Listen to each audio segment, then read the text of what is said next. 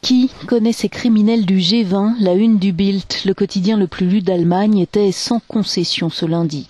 Le journal réclame que les violences commises en marge du G20 soient dûment punies. Au total, plus de 200 personnes ont été interpellées. Pour le ministre de l'Intérieur, certaines se sont rendues responsables.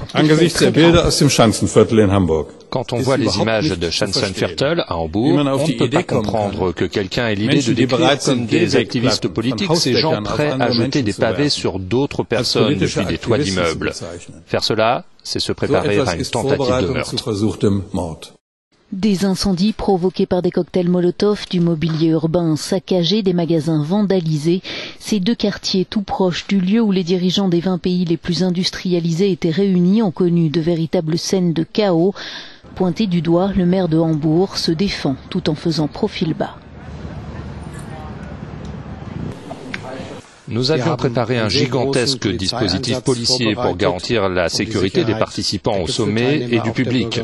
Pour ce qui est de l'ampleur des destructions, nous n'avons pas pu les empêcher autant que ce que nous espérions. Pour 2 jours de sommet, Hambourg aura connu près d'1 semaine de tension. Le choix de cette ville au lieu de l'activisme d'extrême gauche pour cette grand-messe mondiale était-il judicieux? C'est la question que pose ouvertement la presse allemande au moment du bilan.